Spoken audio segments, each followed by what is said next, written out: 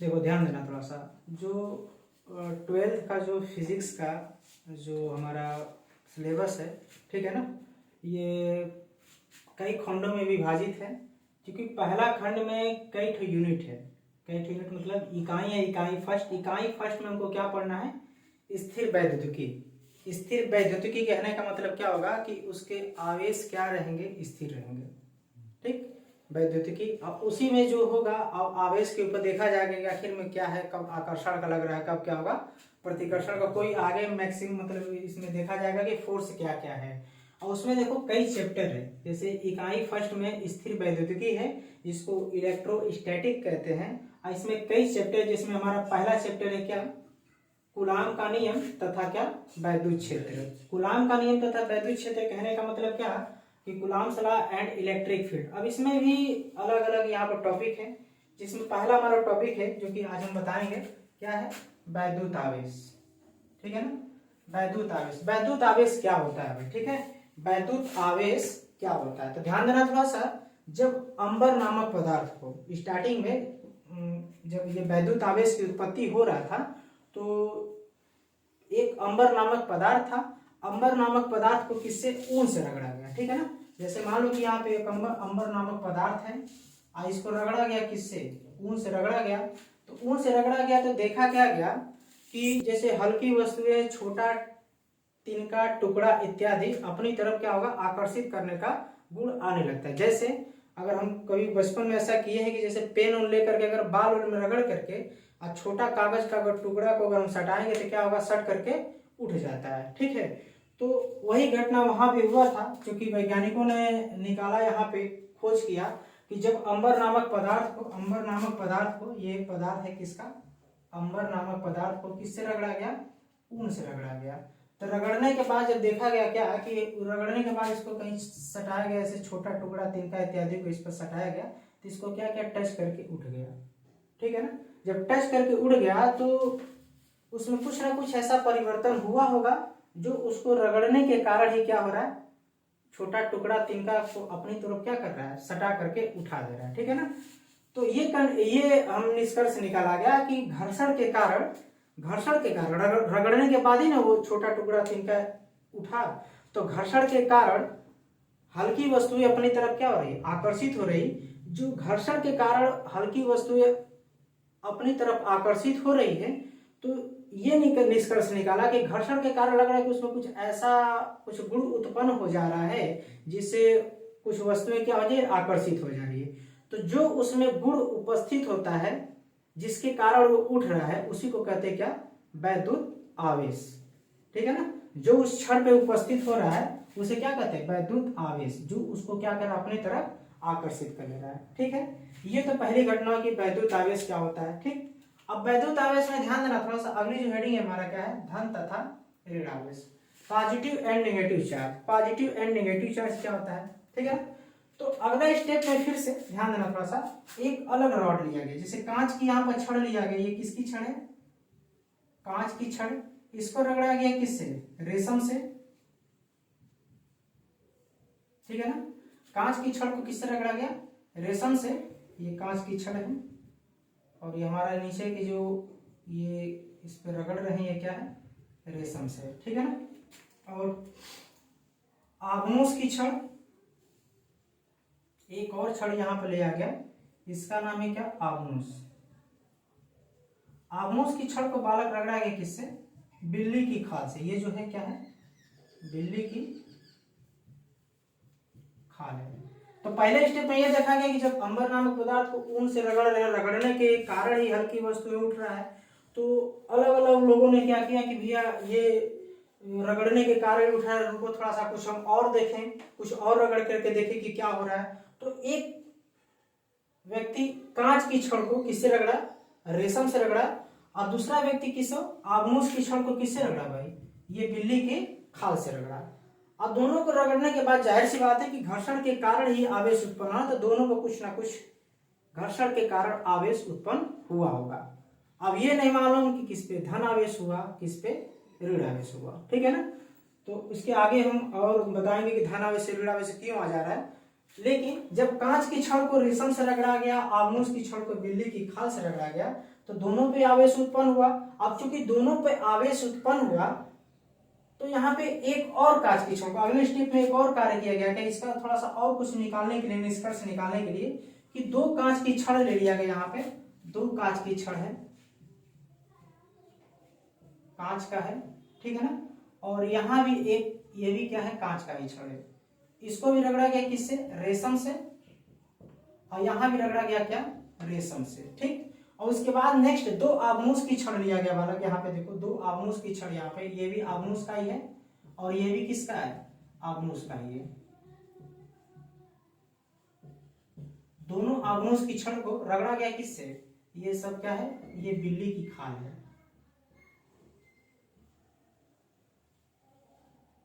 बिल्ली की खाल। तो दो रेशम, दो कांच की छड़ को रेशम से रगड़ करके एक धागे इसको क्या किया, लटका दिया गया ऐसे, ठीक। ये दोनों के दोनों किसकी छड़ है, कांच की छड़ है, और यहाँ भी ये किसकी छड़ है, कांच की छड़ है। इसको लटका दिया एक धागे से। नेक्स्ट स्टेप में किया गया कि दो आबनूस की छड़ लिया गया और इसको भी क्या किया, बिल्ली की खाल से ऐसे लटका दिया गया, ठीक है ना। कुछ देरी के बाद देखा गया क्या कि ये जो कांच की छड़ है दोनों, ये एक दूसरे को क्या दूर भगाते हुए प्रतीत हो रहे थे, ऐसे ये इधर हटने लगा, ठीक है ना। और नेक्स्ट यहाँ पे जो आबनूस की छड़ है दोनों,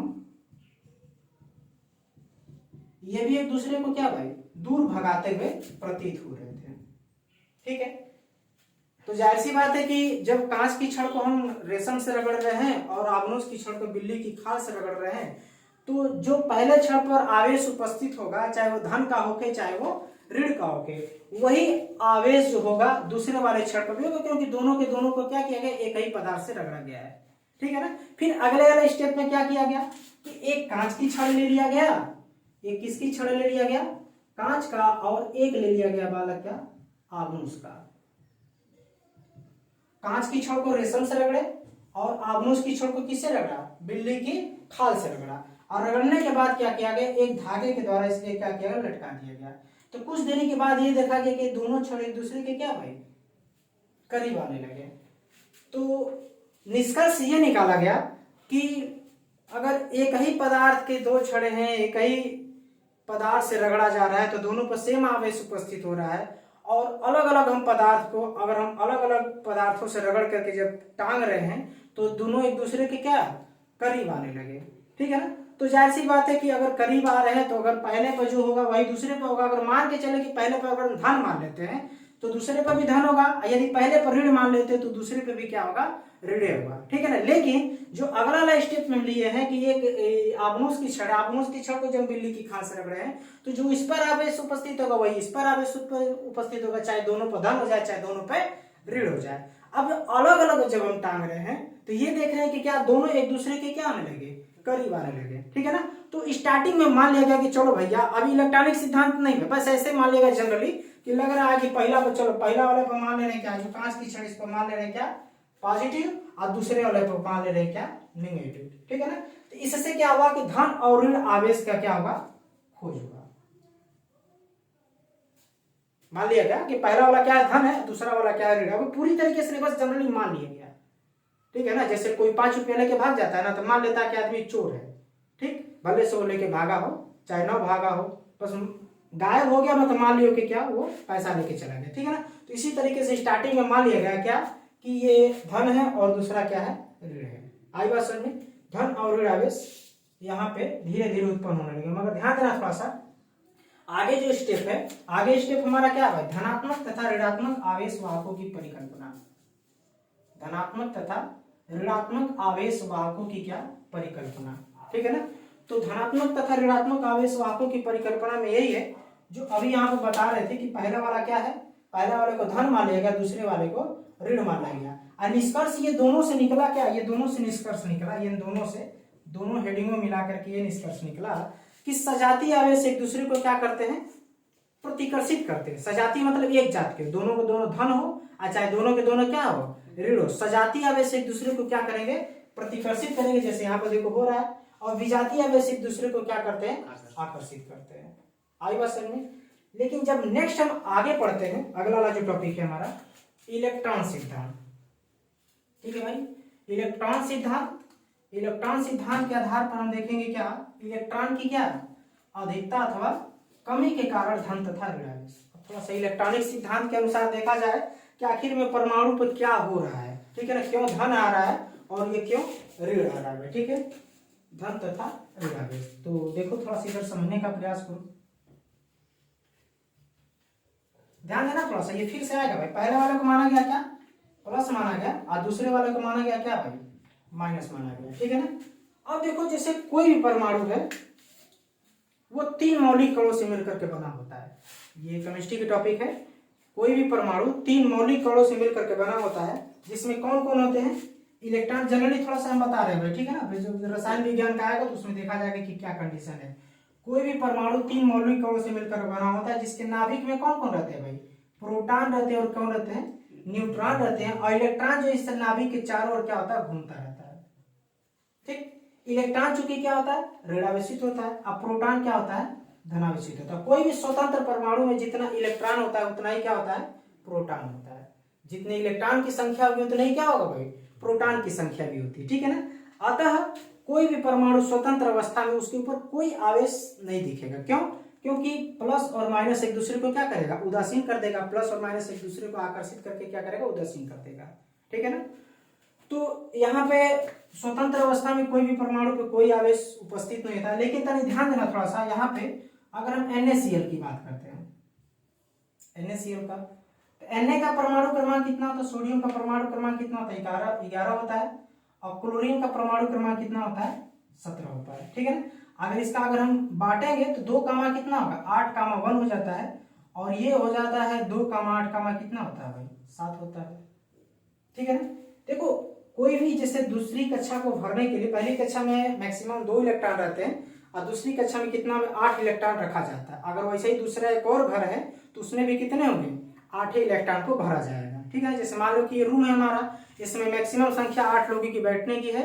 अगर मान लो फिर से अगर 8 लोग और ही आ गए तो इसलिए रूम में वो अलग बनवाना पड़ेगा, ठीक है ना।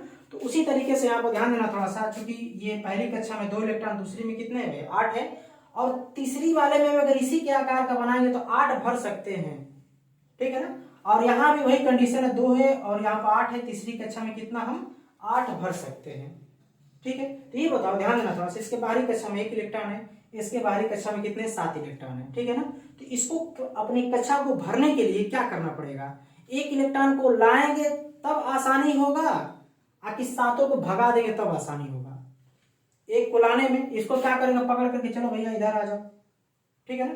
तो ये इसके पास आ गया तो इसका भर जाएगा, इसका जो भी घर है एक है वो खाली हो गया, पूरी तरीके से खाली हो गया। 8 लोग आएंगे तो भर सकते हैं, लेकिन उसके अंदर की कक्षाएं सब क्या होगी, भरी रहेगी, ठीक है ना। तो ध्यान देना थोड़ा सा। अभी हम क्या बता रहे थे कि कोई भी परमाणु जो होता है स्वतंत्र अवस्था में क्या होता है, उदासीन होता है। लेकिन अगर यहाँ पर सोडियम की बात करें, जैसे NaCl जब अलग ब्रेक होता है तो Na प्लस हो जाता है, प्लस करके क्या होता है, Cl माइनस होता है। मतलब सोडियम पर प्लस चार्ज आ जाता है, क्लोरीन पर क्या आता है, माइनस चार्ज आ जाता है। तो इसका कहने का यह मतलब हुआ कि सोडियम के बाहरी कक्षा में कितने इलेक्ट्रॉन थे, 11 थे। अरे सॉरी, सोडियम का परमाणु क्रमांक 11 में, तो इसमें इलेक्ट्रॉनों की संख्या कितनी है, 11। अतः बांटेंगे तो 2 कामा कितना होता है, 8 कामा 1 होता है। लेकिन क्लोरीन का बांटते हैं तो 2 कामा 8 कामा क्या होता है, 7 होता है।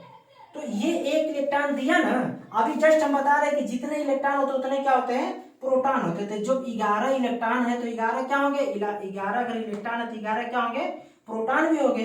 ये बताओ अगर इसमें से 1 इलेक्ट्रॉन निकल गया तो इसमें कौन इलेक्ट्रॉन बचेगा भाई, 10 इलेक्ट्रॉन बचेगा। इसमें अगर ये 10 इलेक्ट्रॉन बचा और क्या टू प्रोटॉन बचा, 11 टू प्रोटॉन बचा, तो 10 इलेक्ट्रॉन तो 10 प्रोटॉन के साथ क्या करेंगे भाई, न्यूट्रलाइज कर देंगे, उदासीन हो जाएंगे। लेकिन इसके पास भैया एक प्रोटॉन अपने ऊपर प्लस लेकर के दिखाएगा कि देखो भैया हमारा पेयर कोई नहीं बन पाया, ठीक है ना। उसके अपोजिट यहाँ पर देखा जाए क्लोरीन का, तो क्लोरीन का परमाणु क्रमांक कितना होता है, 17 होता है। तो 17 से ये देखा गया क्या कि उसके बाहरी कक्षा में क्या है, ये 7 इलेक्ट्रॉन है। तो अब ये तो 7 अगर 17 इलेक्ट्रॉन है अगर पूरे कक्षाओं में, तो जाहिर सी बात है कि 17 क्या होंगे, प्रोटॉन होंगे। स्वतंत्र अवस्था में क्या होंगे, ये भी उदासीन होगा। लेकिन जब 1 इलेक्ट्रॉन अगर बाहर से आ जाएगा वाला, 1 इलेक्ट्रॉन अगर इसमें बाहर से आ जाएगा तो क्या हो जाएगा, इस पे 1 इलेक्ट्रॉन की अधिकता हो जाएगी। अतः इस पे कैसा चार्ज होने लगेगा, माइनस चार्ज। उसीलिए यहाँ पर सोडियम पे क्या होता है, प्लस होता है। ये प्लस कौन दिखा रहा है, प्रोटॉन दिखा रहा है। ये माइनस कौन दिखा रहा है, इलेक्ट्रॉन दिखा रहा है। ठीक, ये तो इलेक्ट्रॉनिक सिद्धांत होगा। अब ध्यान देना थोड़ा सा, अगर कोई भी परमाणु से अगर एक इलेक्ट्रॉन निकलता है, जैसे यहाँ पर सोडियम में से क्या हुआ, एक इलेक्ट्रॉन निकला है, तो उस पर धन चार्ज आने का मतलब क्या हुआ भाई, इलेक्ट्रॉन की इसमें क्या हुई है, कमी हुई है। और इसमें माइनस चार्ज आने का मतलब क्या हुआ, इसमें इलेक्ट्रॉन की क्या हुई है, अधिकता हुई है। ठीक है ना, तो एक फार्मूला हमको मिल जाता है यही से, ये इलेक्ट्रॉनिक सिद्धांत या इलेक्ट्रॉन की अधिकता अथवा कमी, यहाँ पे एक फार्मूला मिलता है क्या, यहाँ हम बताने का प्रयास करते हैं, फिर इस पे आएंगे कि ये प्लस और माइनस क्यों हुआ है। ठीक है, चलिए थोड़ा सा एक फार्मूला हमको मिल जाता है इलेक्ट्रॉन की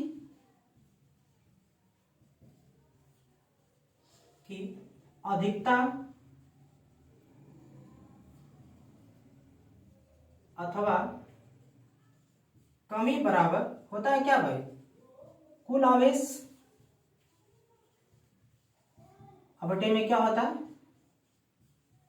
एक इलेक्ट्रॉन का आवेश।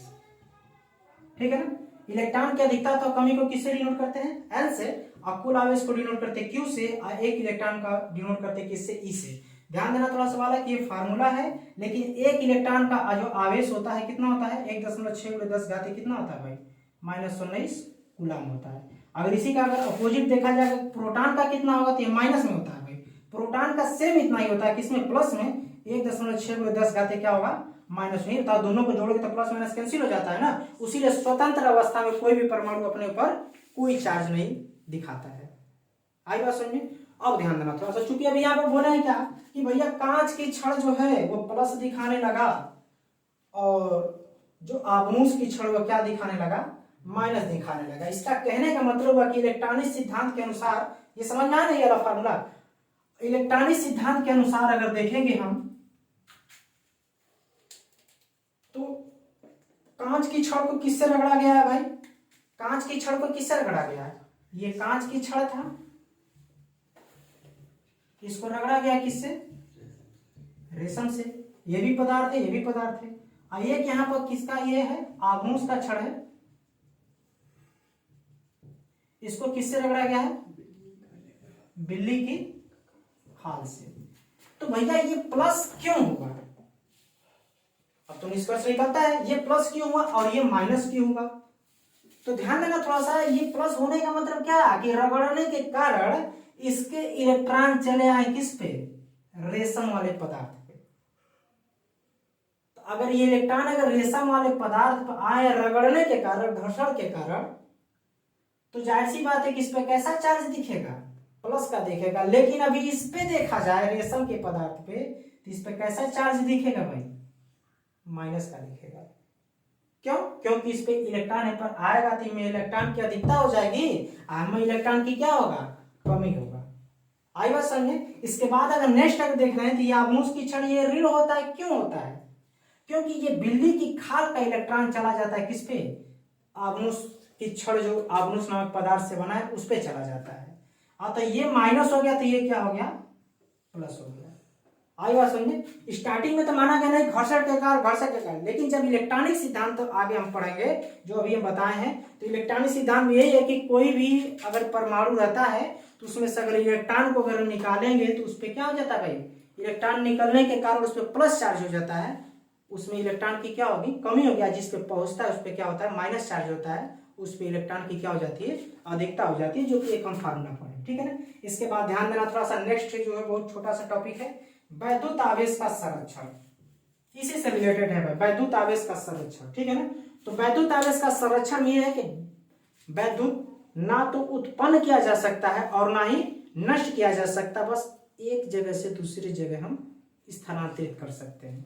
जैसे एग्जाम्पल के तौर पे ये बताओ, यहाँ पर प्लस आने का मतलब क्या, पर इस पे का इलेक्ट्रॉन इस पर आ गया, इस पे माइनस आने का मतलब क्या, ये माइनस इलेक्ट्रॉन लेके आया तो ये माइनस होने के कारण। ठीक है ना। तो इसका इलेक्ट्रॉन की आवश्यक है, तो इलेक्ट्रॉन इस पे आया, इस पे इलेक्ट्रॉन की अधिकता हो गई, तो इसमें नष्ट कहाँ होगा, अरे भैया फिर उसको भेज दोगे तो फिर जैसे का तैसे हो जाएगा ना। तो वही है, यहाँ पर वैद्युत आवेश संरक्षण का नियम है कि वैद्युत ना तो उत्पन्न किया जा सकता और ना ही नष्ट किया जा सकता है, बस एक स्थान से दूसरे स्थान तक हम क्या कर सकते हैं, मतलब एक जगह से या एक पदार्थ से दूसरे पदार्थ पर स्थानांतरित कर सकते हैं। आई बात सुनिए, ये वैद्युत आवेश संरक्षण का ये नियम है। कंजर्वेशन ऑफ क्या है, electric charge, conservation of electric charge, ठीक है ना। इसके बाद आता है नेक्स्ट भाई कूलाम। कूलाम क्या है भाई, कूलाम, उसके बाद मूल आवेश, आवेश क्वांटम देखा जाएगा, फिर कूलाम का नियम देखेंगे कि कूलाम का नियम क्या है, ठीक है ना। तो भाई कूलाम क्या है, ठीक है, तो ध्यान देना थोड़ा सा, एक फार्मूला है,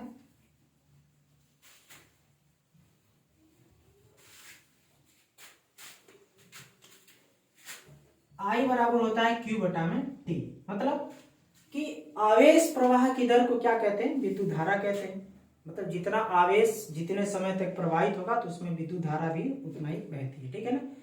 Q बराबर क्या, I बटा में T। अगर Q बराबर देखा जाए तो क्या होगा, I गुणे क्या होगा T। इससे पहले थोड़ा सा देखो यहाँ पे, I बराबर Q बटा में क्या होता है, T होता है। आवेश प्रवाह की दर को क्या कहते हैं, विद्युत धारा कहते हैं। अच्छा Q इक्वल टू देखा जाए तो क्या हो जाएगा, I गुणे T हो जाएगा, ठीक है ना। अगर मान लो कि किसी चालक में 1 एम्पियर की धारा अगर 1 सेकंड तक प्रवाहित हो, 1 एम्पियर की धारा, 1 एम्पियर की धारा अगर कितने सेकंड तक प्रवाहित हो, 1 सेकंड तक प्रवाहित हो, तो 1 में 1 का गुणा करेंगे क्या होगा, 1 होगा ना। तो जो आवेश मिलता है हमको क्या मिलता है, 1 कूलाम मिलता है, ठीक है ना। अगर किसी चालक में अगर 1 एम्पियर की धारा 1 सेकंड तक अगर प्रवाहित करेंगे तो हमको 1 कूलाम आवेश मिलता है, ठीक। इसके बाद नेक्स्ट आता है क्या भाई, मूल आवेश, आवेश की क्वांटम प्रकृति। देखो परमाणु जो है 3 मौलिक कणों से मिलकर के बना, अभी जस्ट हम बताएं, इलेक्ट्रॉन, प्रोटॉन, न्यूट्रॉन, ठीक है ना। तो जब भी, अब उससे छोटा उसको तोड़ा नहीं जा सकता, ठीक। तो जो इलेक्ट्रॉन हमारा है वो इलेक्ट्रॉन को इसी तरीके से पाया जाएगा, 1 इलेक्ट्रॉन, 2 इलेक्ट्रॉन, 3 इलेक्ट्रॉन, 4 इलेक्ट्रॉन, इसी तरीके से डॉट डॉट डॉट, ठीक है ना। तो इसी को कहते हैं क्या भाई, मूल आवेश। अच्छा आवेश की क्वांटम प्रकृति, आवेश क्या होता है, क्वांटम प्रकृति के रूप में पाया जाता है, ठीक है ना। इसके बाद आता है नेक्स्ट क्या भाई, कूलाम का नियम। कूलाम का नियम मतलब, अरे भैया कूलाम था ना, अब कूलाम मतलब क्या, आवेश था, तो कूलाम का नियम चाहे आवेश का नियम, वही बात है, ठीक है ना। तो देखो कूलाम का नियम क्या होता है भाई, कूलाम ने बताया था, कूलाम का नियम है कि 2 स्थिर बिंदु आवेश, जैसे मान लो कि 2 स्थिर बिंदु आवेश है, सपोज करो कि यहाँ पर क्या है, Q1 है और दूसरा क्या है, Q2 है। 2 स्थिर बिंदु आवेश, एक पॉइंट यहाँ पे A है, एक पॉइंट यहाँ पे क्या है B है, दोनों बिंदु क्या है, स्थिर है। इनके बीच की दूरी अगर हम ले लें, कितना ले लें भाई, स्मॉल r ले लें।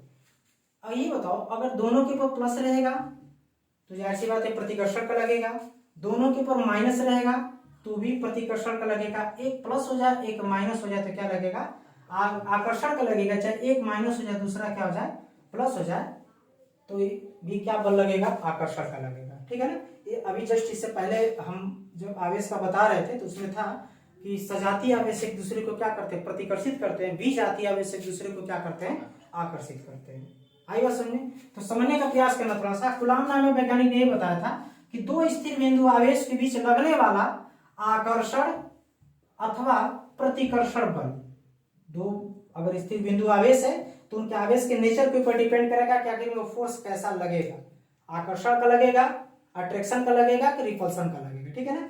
तो 2 बिंदु स्थिर बिंदु आवेशों के बीच लगने वाला आकर्षण अथवा प्रतिकर्षण जो बल होता है उन आवेशों के गुणनफल के अनुक्रमानुपाती, एफ प्रोपोर्शनल क्या भाई, F proportional Q1 into Q2, उन आवेशों के गुणनफल के अनुक्रमानुपाती तथा उनके बीच की दूरी के वर्ग के क्या होता है, व्युत्क्रमानुपाती।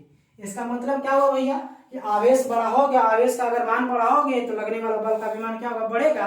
और यदि आवेश का मान अगर घटाओगे तो लगने वाला बल का भी मान क्या होगा, घटेगा, ठीक है ना, चाहे वो आकर्षण का हो या प्रतिकर्षण का। लेकिन अगर दूरी बढ़ाओगे तो लगने वाला बल का मान क्या होगा, कम हो जाएगा। यदि दूरी घटाओगे तो लगने वाला बल का मान क्या होगा, ज्यादा होगा। आई बात समझ में। तो 2 स्थिर बिंदु आवेशों के बीच लगने वाला आकर्षण अथवा प्रतिकर्षण बल उन आवेशों के गुणनफल के अनुक्रमानुपाती तथा उनके बीच की दूरी के वर्ग के व्युत्क्रमानुपाती होता है। अब दोनों समीकरणों को अगर हम लेके चलेंगे तो क्या होगा, एफ प्रोपोर्शनल हो जाएगा Q1 Q2 बटा में क्या, R स्क्वायर। अब देखो भाई जब प्रोपोर्शनल का चिन्ह हटाते हैं तो क्या एक नियतांक आता है क्या, K हो जाएगा Q1 Q2 बटा में क्या होता है, R स्क्वायर। प्रयोगों द्वारा जो K का मान है बालक, प्रयोगों द्वारा K का मान कितना सिद्ध किया गया भाई, 1/4πε0 क्या हो गया, 1/4πε0। आज इसका मान होता है कितना भाई, 9 × 10 के घाते 9, क्या होगा भाई, न्यूटन मीटर स्क्वायर प्रति क्या, कूलम स्क्वायर। तो इस वैल्यू को ला के यहाँ पर रखेंगे तो क्या हो जाएगा भाई, F = 1/4πε0 Q1 Q2 बटा में क्या होगा, R²। ठीक, ये कूलम का नियम है। ठीक है ना। अगर इसके बीच में अगर कोई परावैद्युतांक, जैसे इसमें कुछ भरत है इसके बीच में, जिसका परावैद्युतांक क्या हो, K हो, उसका कुछ मान हो K हो, तब इस कंडीशन में जो लगने वाला बल होगा ये क्या हो जाएगा भाई, F = 1/4πε0 K Q1 Q2 बटा में क्या, R²। ये हमारा कूलम का नियम है। ठीक है ना। कूलम का नियम यही कहता है कि दो स्थिर बिंदु आवेशों के बीच लगने वाला आकर्षण अथवा प्रतिकर्षण बल उन आवेशों के गुणनफल के अनुक्रमानुपाती तथा उनके बीच की दूरी के वर्ग के क्या होता है, व्युत्क्रमानुपाती। F प्रोपोर्शनल Q1 Q2 और F प्रोपोर्शनल 1/r², दोनों को अगर कंबाइन करेंगे तो क्या हो जाएगा, F प्रोपोर्शनल Q1 Q2 बटे में क्या होगा, r²। जब प्रोपोर्शनल का चिन्ह हटाएंगे तो एक नियतांक आएगा क्या, K, जिसको प्रयोगों द्वारा लाया गया कितना, 1/4πε0, जिसका मान होता है कितना भाई, 9 × 10 के घाते 9 न्यूटन मीटर स्क्वायर प्रति क्या होता है, कूलम स्क्वायर। क्लियर है। इसके बाद नेक्स्ट हमारा क्या, ε0 का क्या, आंकिक मान तथा मात्रक, और फिर ε0 का क्या, बीमीय सूत्र। ठीक है ना। ε0 देखो इसी को कहते हैं एप्सिलॉन, इसको क्या बोलते हैं भाई, एप्सिलॉन, और 0 है तो 0 लिख देते हैं। ठीक है। इसका मान क्या होता है, एप्सिलॉन 0। ठीक, चाहे एप्सिलॉन इसको नॉट भी बोल देते हैं। ठीक है ना। तो समझने का प्रयास करो थोड़ा सा भाई।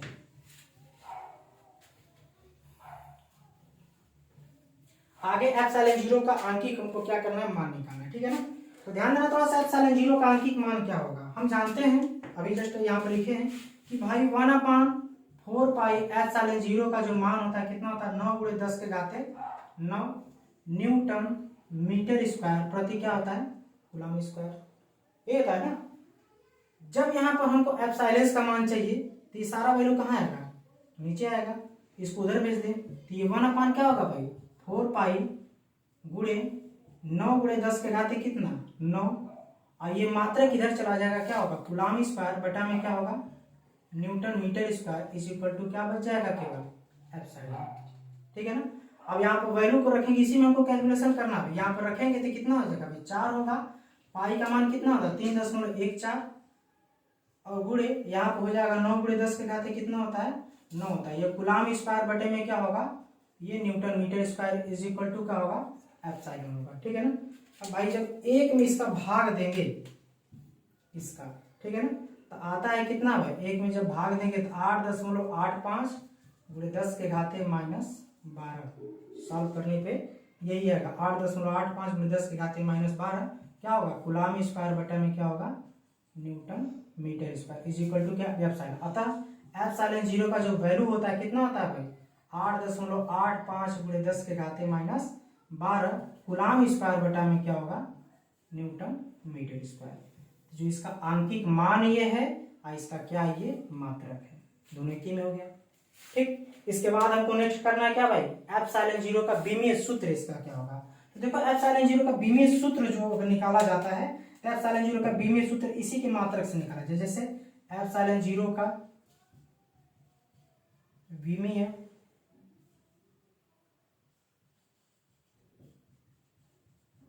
सूत्र बराबर क्या है भाई, मात्रक इसका कूलम स्क्वायर बटा में क्या, न्यूटन मीटर स्क्वायर। तो देखो कूलम आवेश है, आवेश का जो बीमा होता है क्या होता है, 80 होता है। ठीक है ना।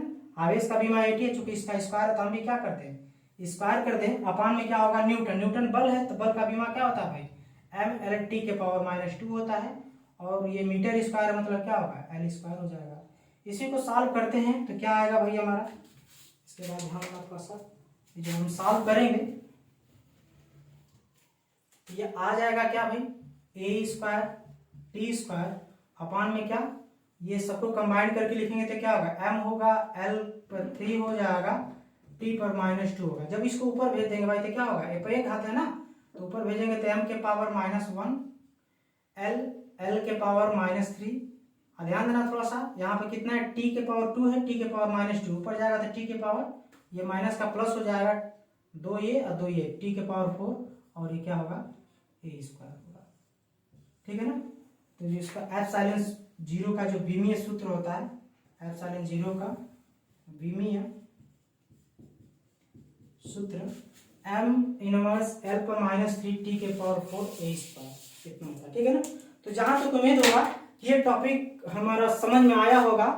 कूलाम का नियम तथा वैद्युत क्षेत्र, कूलाम के नियम तथा वैद्युत क्षेत्र में इतना सब टॉपिक था। वैद्युत आवेश क्या होता है, धन तथा ऋण आवेश क्या होता है, धनात्मक तथा ऋणात्मक आवेश वाहकों की परिकल्पना, कैसे आवेश वाहक ग्रहण किया, पहले वाले को माना गया धन, दूसरे वाले को माना गया फिर ऋण। लेकिन इलेक्ट्रॉनिक सिद्धांत में हमको ये पूरी तरीके से क्लियर हो जाता है कि आखिर में उसका ऋण आवेश और धन आवेश कैसे आया, ठीक। उसके बाद नेक्स्ट हमारा क्या, इलेक्ट्रॉन की अधिकता अथवा कमी का एक फार्मूला था, क्या था भाई, इलेक्ट्रॉन की अधिकता अथवा कमी बराबर क्या था, कुल आवेश बटे में एक इलेक्ट्रॉन का आवेश। एक इलेक्ट्रॉन का आवेश जो होता है 1.6×10⁻⁻19 कूलाम होता है। उसके बाद नेक्स्ट अगर हम बात करें वैद्युत आवेश का संरक्षण, तो अभी जस्ट इसी में बताया गया कि वैद्युत आवेश का संरक्षण भैया कि आवेश एक पदार्थ से बस दूसरे पदार्थ पर जा रहा है, कहीं बाहर से ऑटोमेटिक उत्पन्न नहीं हो जा रहा है, ठीक है ना। इसके बाद नेक्स्ट हमारा क्या, कूलाम का नियम, कूलाम के नियम यही, अरे सॉरी कूलाम, तो कूलाम यही है कि 1 एम्पियर की धारा अगर 1 सेकंड तक प्रवाहित की जाए तो जो हमको आवेश मिलेगा, कै कूलाम मिलेगा, 1 कूलाम मिलेगा, ठीक। इसके बाद नेक्स्ट है मूल आवेश, आवेश की क्वांटम प्रकृति, आवेश जो होता है जैसे 1 ई 2 ई 3 ई ऐसे करके लिखा जा सकता है, ठीक है ना। इसके बाद नेक्स्ट कूलाम का नियम अभी जस्ट था, एप्सिलॉन जीरो का आंकिक मान और एप्सिलॉन जीरो का विमीय सूत्र। यहाँ तक टॉपिक ये जहां तक तुम्हें देखिए क्लियर हुआ होगा, आगे की टॉपिक नेक्स्ट क्लास में, ठीक है।